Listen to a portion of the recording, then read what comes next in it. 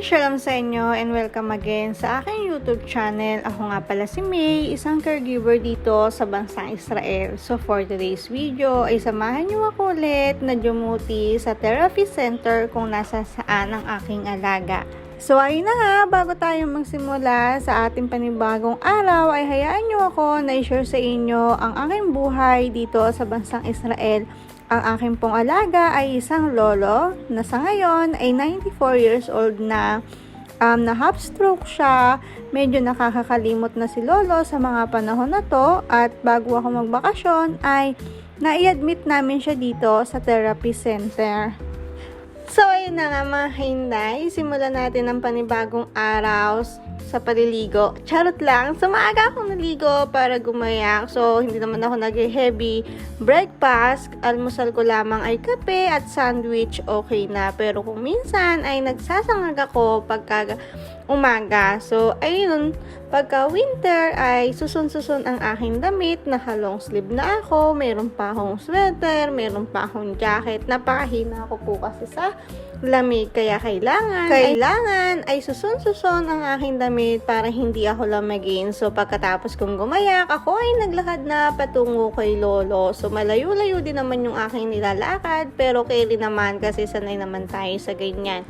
Hindi nagtagal ay nakarating na ako dito sa therapy center at syempre ay nagmadali na rin ako na umakyat at oras na ng almusal.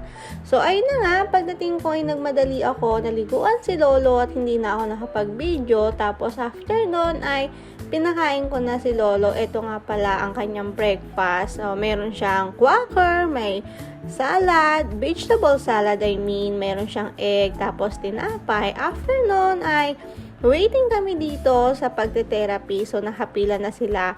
Pinipila talaga sila para maayos. Tapos, ayun, nagsimula na si lolo.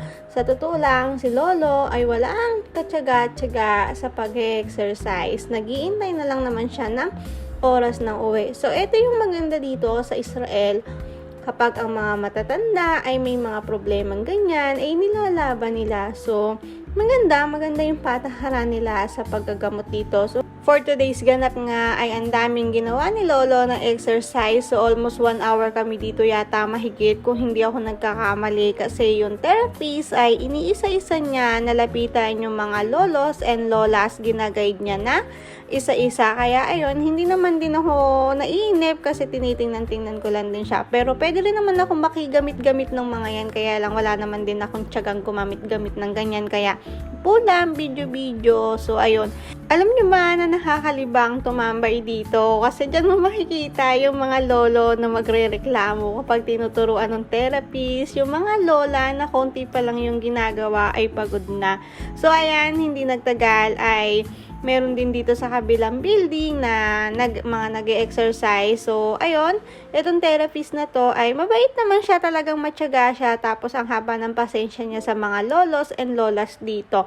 Okay naman, ang kagandahan dito ay ina-assist talaga nila kahit hindi sobrang tagal. So, eto si lolo, pa-bike-bike siya. Ang ginagawa naman niya dyan ay yung para sa kamay niya. Tapos na yun sa may paa niya. Ganyan lang, pero nakakatulong naman kasi yung iba ay bago lumabas dyan, nakakalakad na, okay na yung kamay, okay na yung paa. Yun ay base sa aking nakikita. So, kailangan lang mahaba yung pasensya mo sa mga lolos and lolas na nandiyadyaan. So far, sa nakikita ko ay maganda at okay yung patakaran nila dito or yung pangangasiwa nila sa mga matatanda dito. Maganda rin naman talaga. So, ito yung wala siguro sa atin sa Pilipinas na mga ganito. Yung pag may mga problema, kailangan may therapy center ka, na doon ka magre-recover, doon ka magpapagaling, doon ka magpapalakas. Siguro yan yung kulang na wala sa Pilipinas. Or meron, baka hindi lang ako aware kung nasaan sila or saang ahensya ng gobyerno natin naroroon at nangangasiwa. So ayun, hindi nagtagal ay umakyat na rin kami ni lolo para mananghalian. Sa pag-akyat ay hinahatid pa rin kami nung nagbaba sa amin na babae kanina.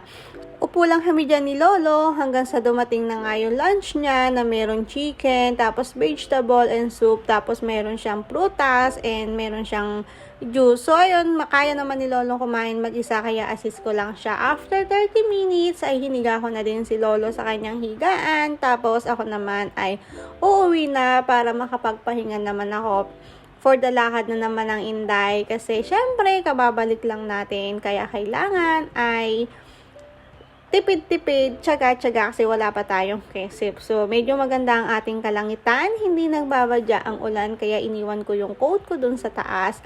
Tapos, pagkatapos noon ay dumaan ako dito sa kaibigan ko na si May Jane para kumuha ng ayuda.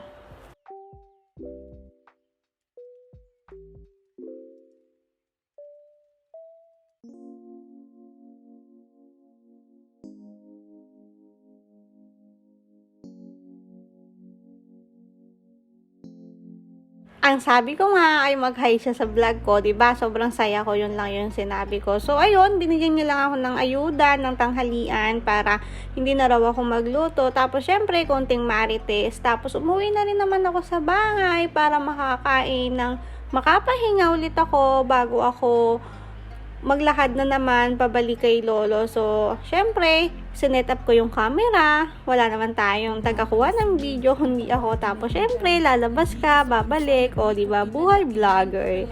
Tapos, ayun, ito yung binigay sa akin ni May J na tanghalian. Nagluto daw sila ni ate ng munggo. Tapos, meron naman ako ditong si Charon. So, ayun.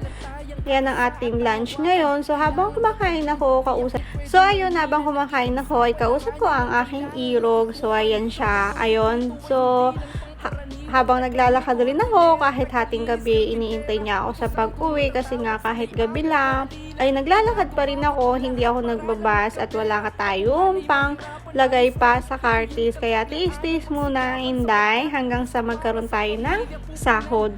Kaninang umaga ay nagsaing ako para dun sa tanghalian ko. Kako ay hindi na ako magsasaing pa. After no, natulog na din ako. So, ayan, di ba? Naka-charge na, Inday, kaya medyo maganda-ganda ng ating pesla kasi for the lakad tayo, nakatulog ako ng medyo matagal-tagal. After no, ng ilang minutes ay nakarating na ako dito sa kay Lolo sa therapy center. So, ayun, pumasok na rin naman din ako kaagad para asikasuhin na din si Lolo kung ano ba ang lagay niya. 'Di ba? Medyo meron tayong lakas ngayong araw kasi mahaba-haba yung tulog ko. Pagkatapos kong kumain ay natulog na ako. Tapos after noon, si Lolo, nag-exercise siya. Pero siya lang may gusto niyan. Hindi siya sinabihan na magganyan. Pero gusto daw niya, kaya go, aba. So ayun, after noon, bumaba na kami dito sa lobby para intayin naman dito yung anak niya, yung employer ko, o yung pinaka-amo ko. Dito kami mag-iintay hanggang magpalipas na nga ng oras hanggang sa mag-uwian. So dito, pagkahapon, pag oras ng dalaw, ay maraming mga bisita na pumupunta dito. So ayan, waiting lang kami, manonood dun sa malaking TV. After noon, umakyat na rin kami dito sa taas para naman mag-intay ng dinner ni Lolo. So ako, nagkape din ako kasi ang lamig, napapakape talaga ako. Tapos ayun, hindi nagtagal ay dumating na yung dinner ni Lolo. Meron siyang soup, sandwich ulit, tapos meron siya nung gibi na nila. Gusto rin daw niya ng kape, tapos meron siyang vegetable salad. Lagi naman ganun yung routine. After noon, uupo lang kami dyan ng 30 minutes, tapos ipapasok ko na si Lolo. Nakakatawa dito kapag oras ng dalaw ay ang daming mga dumadalaw sa pamilya kasi may oras lang. Hindi pwede na kahit anytime mo gusto ay pwede kang pumasok or dumalaw. May oras lang talaga, medyo mahigpit-higpit sila sa ganong sitwasyon. Tapos after noon ay hiniga ko na ulit si Lolo at ako naman ay uuwi na at medyo pagod na ang ating lupang katawan. Tapos bumaba na rin ako.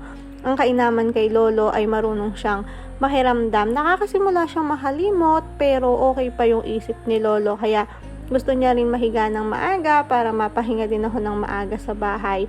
So for the lakad ang person, pero sa mga oras na to ay medyo malamig. So ayan, naglalakad na ako pa uwi at medyo malapit-lapit na nga.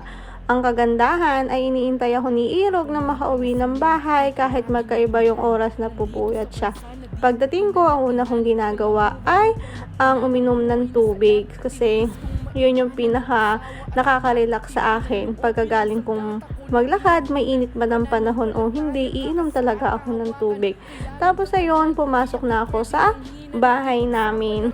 Ayun, pagkainom ko ng tubig ay pumasok na rin ako sa aking kwarto dito sa bahay namin. Nagbaon lang ako ng isang basong tubig. Tapos hindi na ako nakapag-video. Pagdating ko ay naglilinis ako ng katawan, uminom ako ng gatas. Tapos ayun, nakatulog na ako. So ayun mga hinday. So kung share ko lang palagi sa inyo ay yung buhay realidad ko dito bilang isang caregiver, bilang isang OFW na nakikipagsapalaran sa malayong lugar para sa pamilya, para sa pangarap, para sa anak, para hindi na niya maranasan lahat ng hirap na naranasan ko. Kasi alam naman natin na medyo mahirap talaga ang buhay sa Pilipinas. Araw-araw man ako nakakaramdam ng pagod sa aking lupang katawan, ay alam kong hindi naman ako mauubusan ng pag-asa sa buhay. So sana lahat ng OFWs, lahat ng ating mga kababayan around the world ay okay lang kayo. Sana ay may mabuti kayong pamilya. Sana ay malusog ang inyong mga puso, matatag ang inyong mga isip, at malawak ang inyong mga pananampalataya. At ayun, sana mga kabayan ay huwag tayong makakalimot magdasal sa ating Panginoon. Subukin man tayo palagi ng panahon, pero lagi natin tatandaan at kung hindi natin namamalayan, ay yun na yung nagpapatatag sa atin. Magpakatatag tayo palagi, lalo na sa ating pananampalataya sa Kanya. Hindi man natin naaabot yung mga nais natin sa tamang panahon na ninanais natin. Lagi nating pagkakatandaan na ang plano ng Panginoon, yung kalooban niya ay laging mas maganda kaysa sa mga plano natin. Sa bawat paglubog ng araw ay may panibagong araw na nag-iintay sa atin, may panibagong pag-asa na nag-iintay sa atin, mga kabayan. Laban lang. So, paano? Hanggang dito na lang. Sana isamahan nyo pa ako sa mga susunod kong videos dito bilang isang caregiver sa bansang Israel. Lihit raot! Bye!